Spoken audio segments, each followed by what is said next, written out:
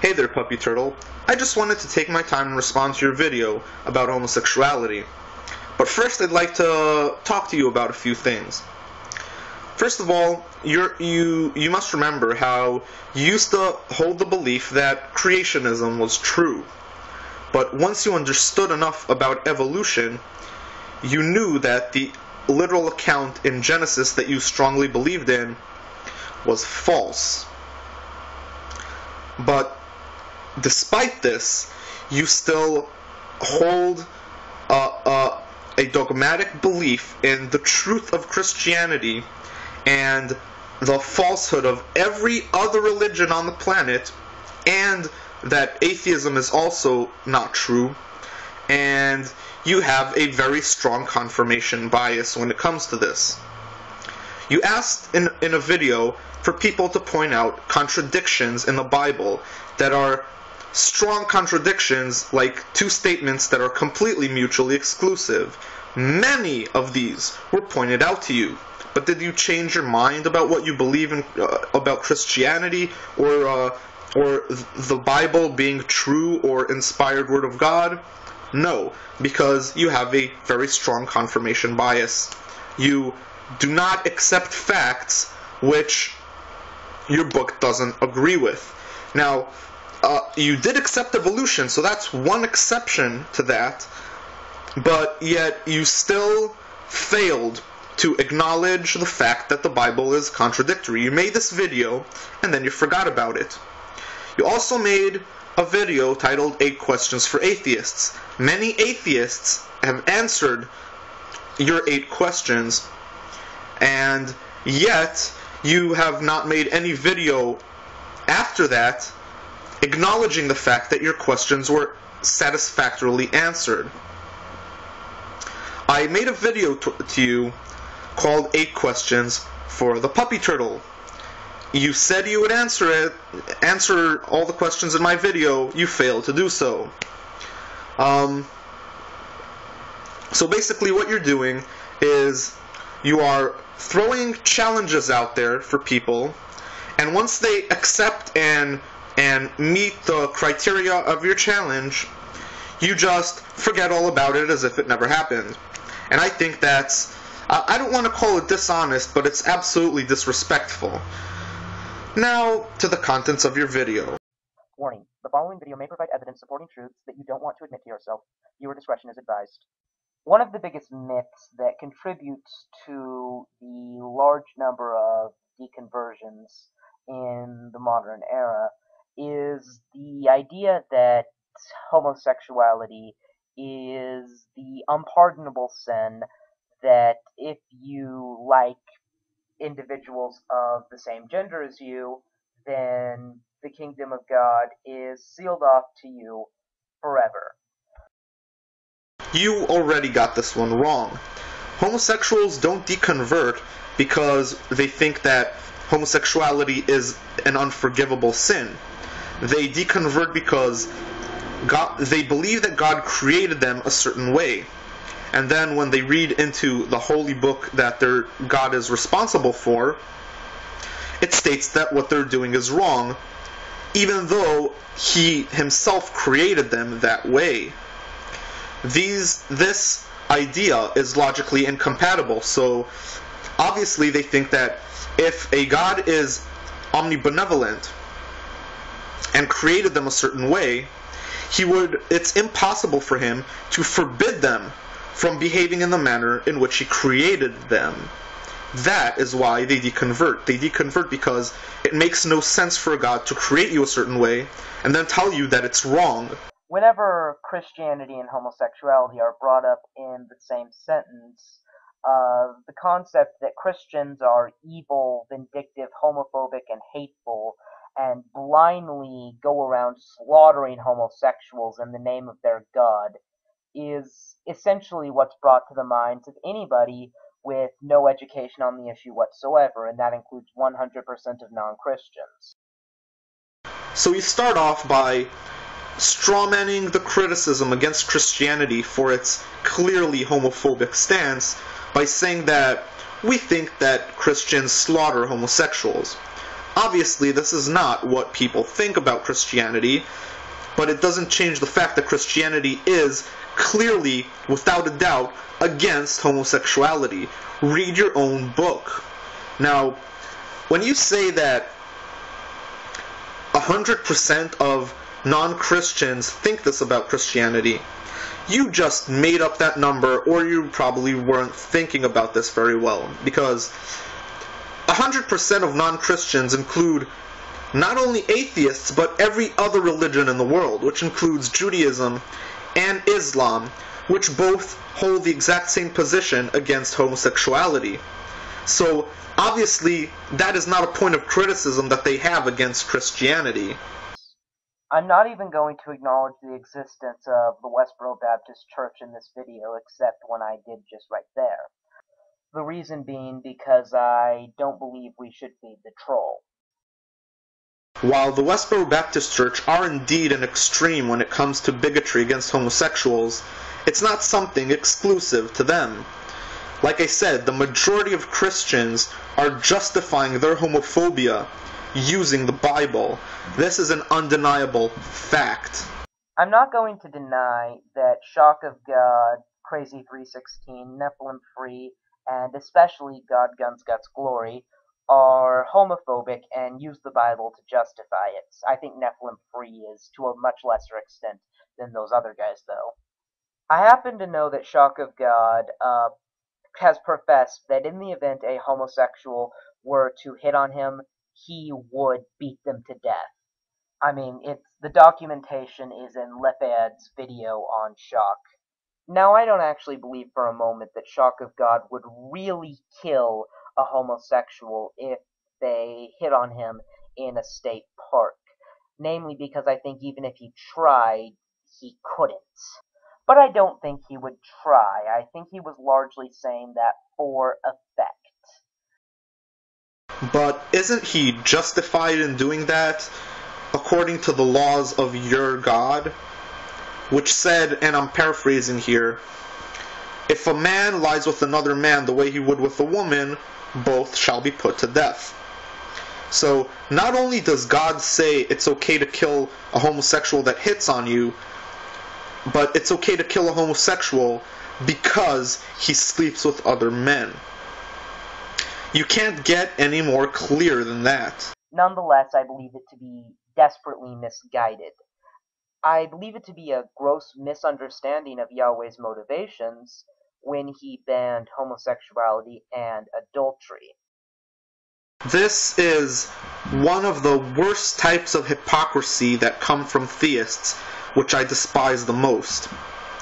On one hand, they argue that no mortal mind can understand the greatness of God's plan, and God works in mysterious ways. Nobody can put himself in the position where he can understand the greatness of God's mind and its workings. Yet, on the other hand, they obviously know God's true motivations. In the Old Testament, and when he declared it to still be a sin in the New Testament. Now, what I'm going to do is save the scriptural passage until later. Right now, we're going to do a thought experiment. Alright, you have erected the nation of Israel. You're Yahweh. You have erected the nation of Israel.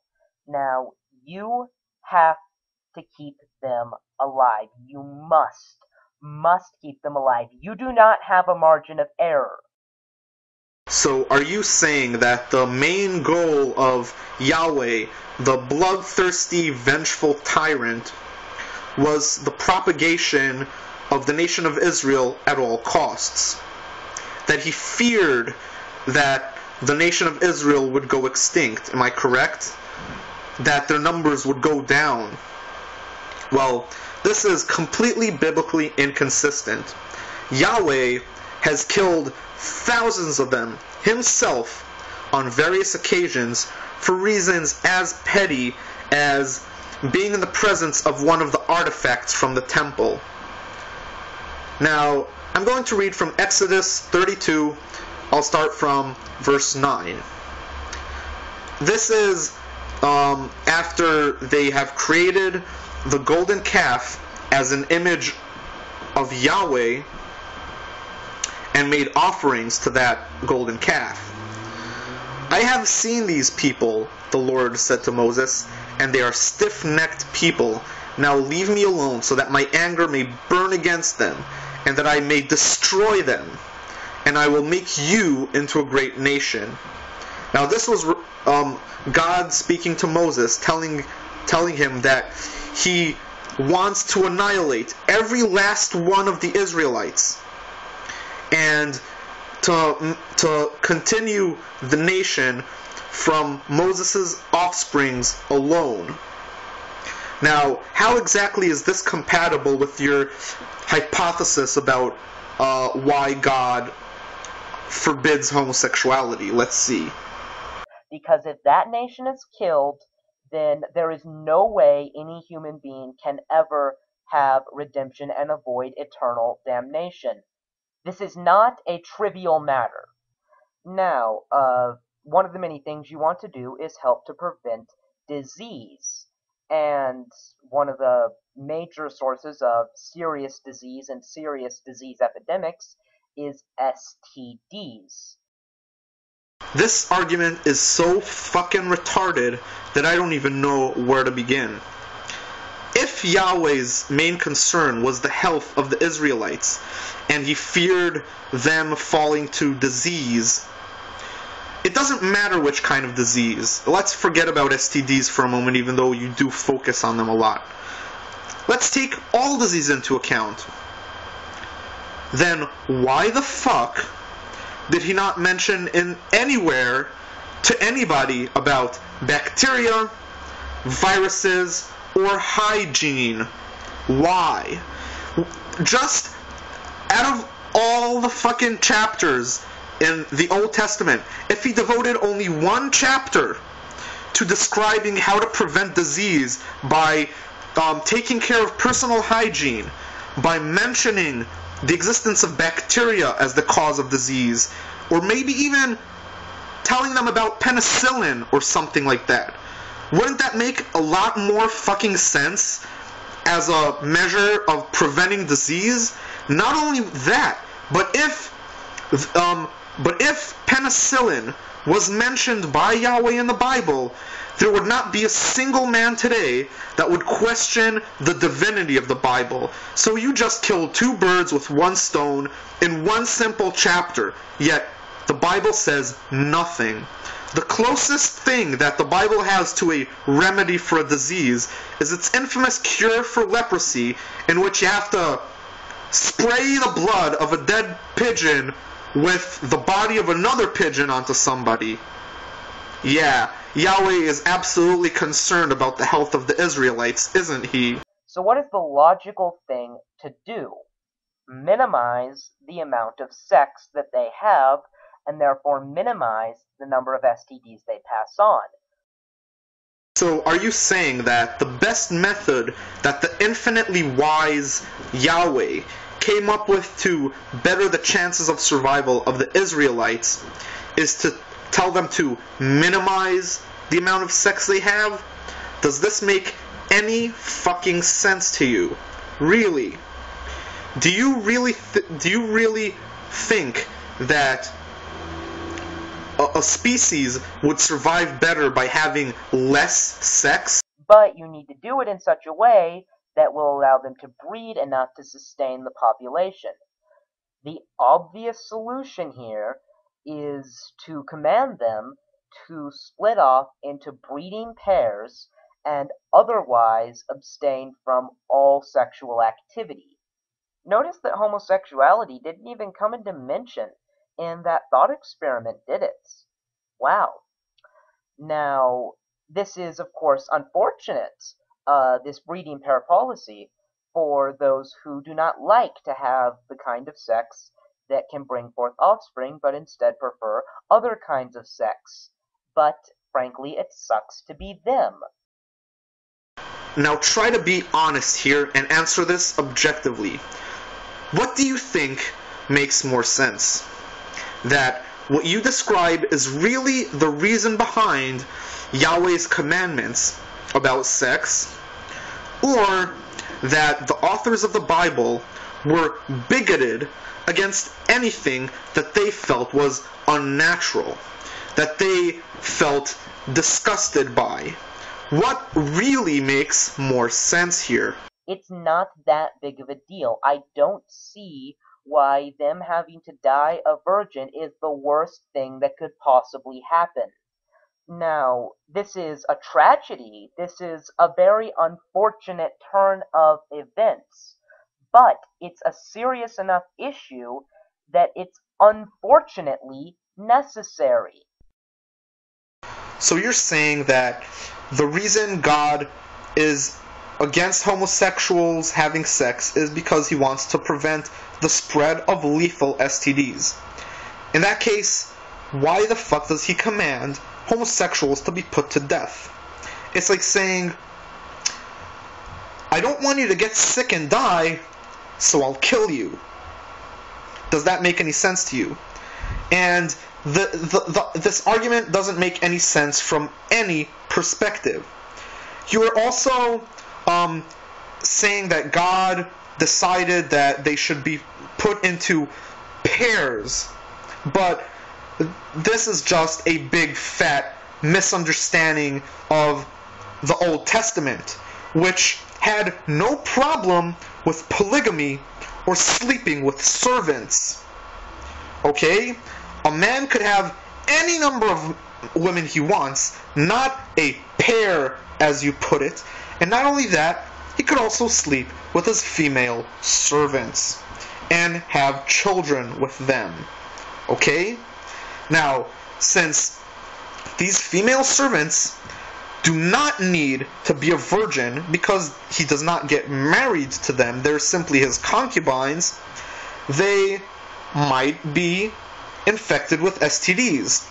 He sleeps with the servants, then sleeps with his 1,000 wives, in the case of King Solomon, for example. All of them get STDs. Wow, what a great system.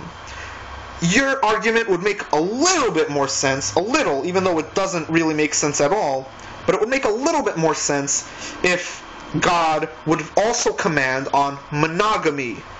So, we've established a completely innocuous reason why homosexuality is forbidden in the Old Testament, but why is it still forbidden today? Well, for exactly the same reason. It's now less urgent, so we're no longer commanded to execute them.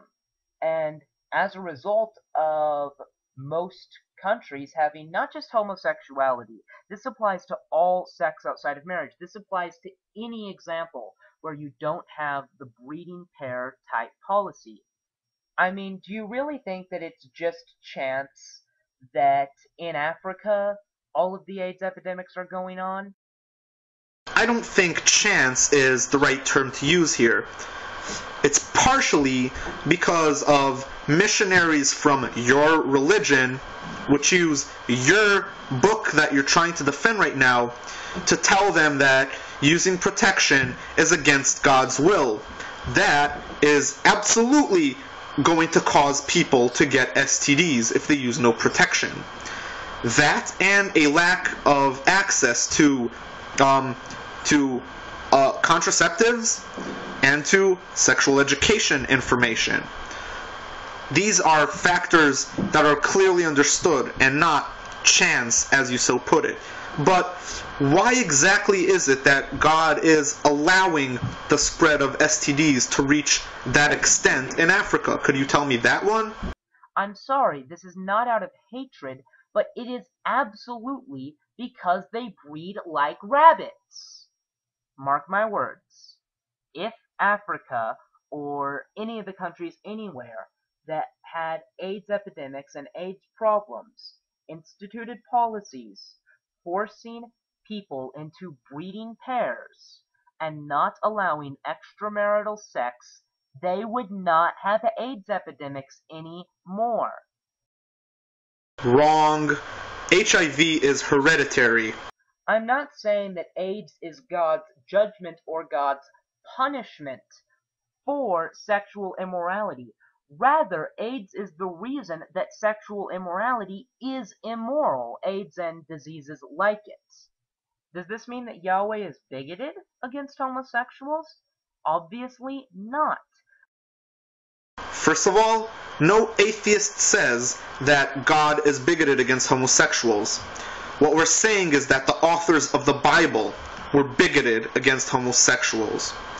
Now, is the Bible really bigoted against homosexuals? Absolutely, without a doubt.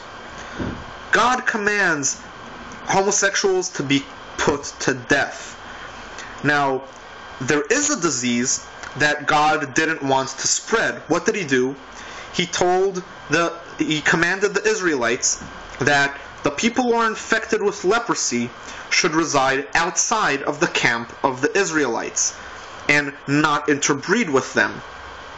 So he already has taken a precautious measure to prevent the spread of a certain disease. So why is it that with HIV, the only solution that comes to his mind is killing every man that has sex with another man?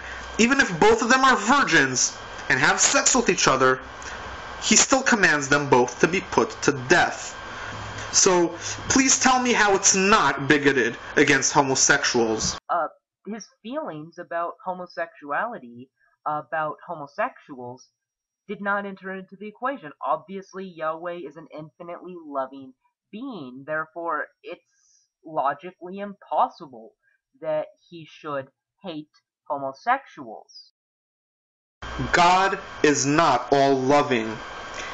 Just show me where in the Old Testament does it say anywhere that God loves everybody, that God is loving by nature. Show me where in the Old Testament is it mentioned even once. No, because it's an invention by Christianity to accredit to God the characteristic of being all loving. That does not exist in the Old Testament because it's simply not true. It never was true. God was never all loving. He's a vengeful, bloodthirsty war God. God, Yahweh, many times throughout the Bible, is referred to as Yahweh Tzevaoth, which means God of the armies. He is a God that wants people to die. The early Israelites worshipped him because they feared his anger. Okay?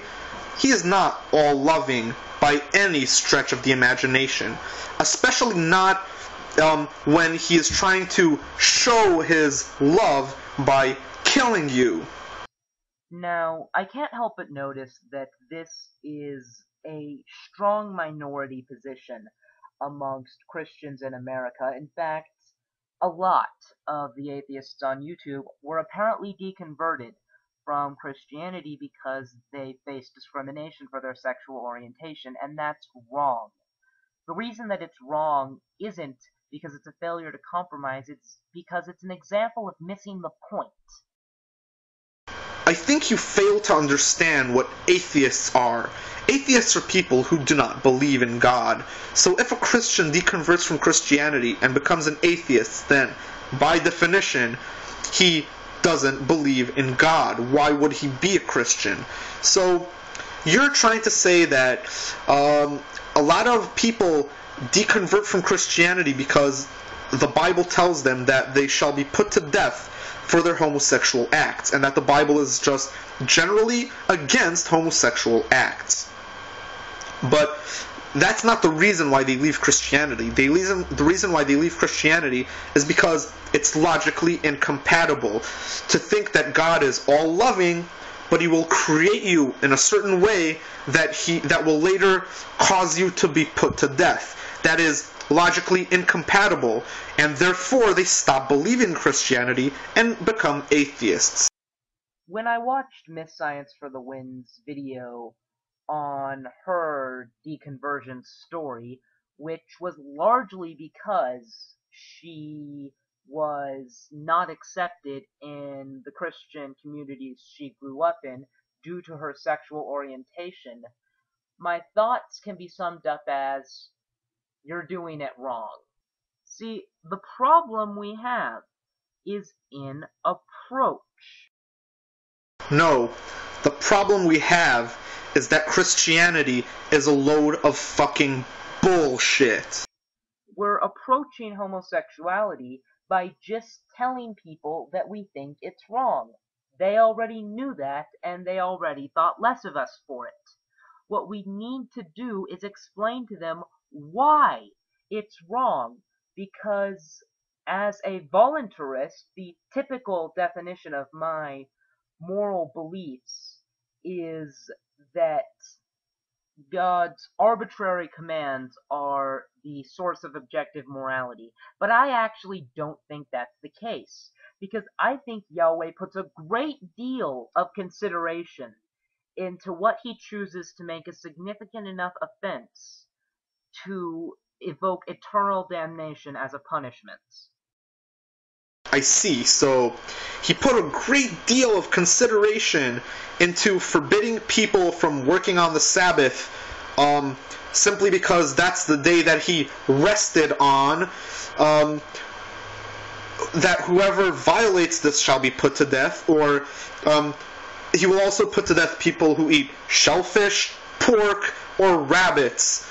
So, yeah, he obviously puts a great deal of consideration into the real threats to the existence of mankind. And there's therefore going to be obvious logical reasons behind every command ever given.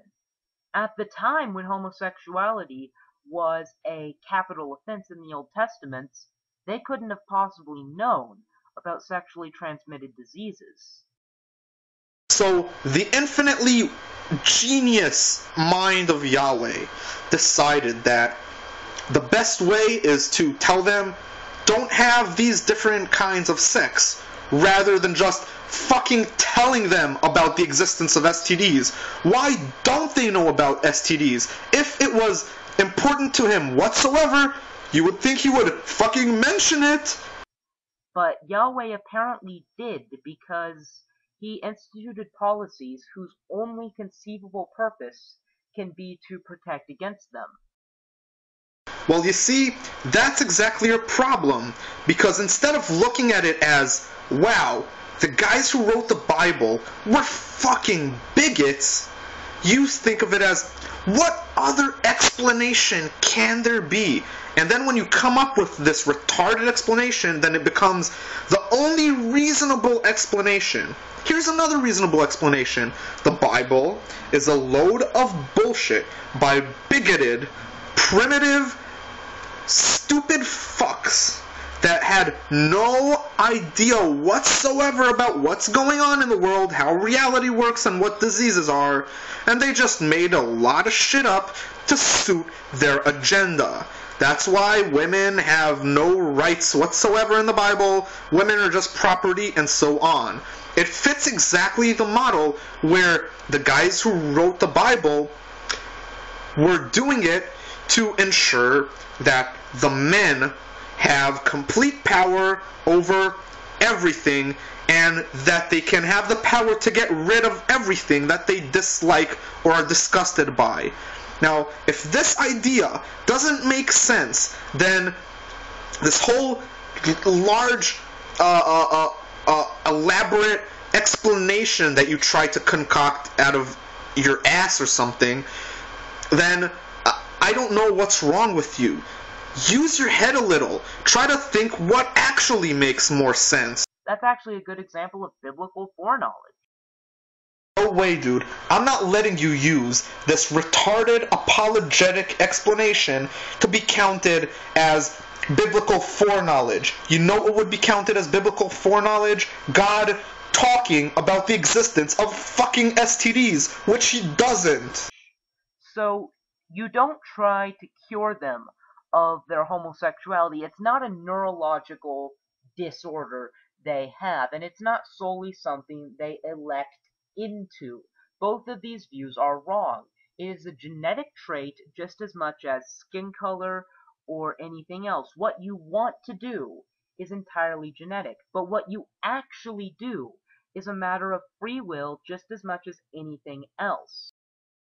So you're saying that the sex drive that humans possess can be controlled by free will. Now let's leave aside if free will exists or not, because that's a completely different discussion. But do you honestly think that the incredible sex drive that your God created into all human beings can be controlled under free will? In that case, why the hell would a happily married guy ruin his life and his marriage and his family by cheating on his wife because he chose to do so? Do you honestly think that? Do you think that a guy who is a homosexual in a predominantly Muslim country ruled by the Sharia law, under which he would be put to death, do you honestly think that he has the free will to choose whether or not he will have homosexual sex? Wouldn't it make a lot more sense that if that were the case, nobody would ever be killed for being a homosexual in Muslim countries? Because obviously people are having homosexual sex at the risk of their own life, okay? So as long as you don't understand the sexual drive that your God has planted into humans, please don't make any assumptions about it. In conclusion, God does not hate homosexuals, and Christians who condemn homosexuality without remembering to mention why, or do so in a hateful fashion, are detrimental to the cause. The issue is simply that Yahweh cares less about their sexual desires and general horniness than he does about the well-being of the human species, and particularly about salvation. It's funny that you bring up salvation, because if you would give it about a minute of thought, you would know how this destroys your own argument. Look about it this way. You're saying that God forbids guys from having homosexual relationships because he doesn't want STDs to spread and kill people in this world, while you believe in the afterlife and that this world is just temporary, that your soul doesn't die after your body dies. So, what God does is he makes this thing, which is a biological drive of a large portion of all humans, he makes this a sin by that pretty much sentencing all homosexuals to hell, pretty much. So God's genius plan was to stop the spread of STDs by sending a shitload of people to hell. Now to brace for the subscriber count loss that I'm going to face, because it's extremely homophobic to tell Christians that they need to be more loving and sympathetic when dealing with homosexuals.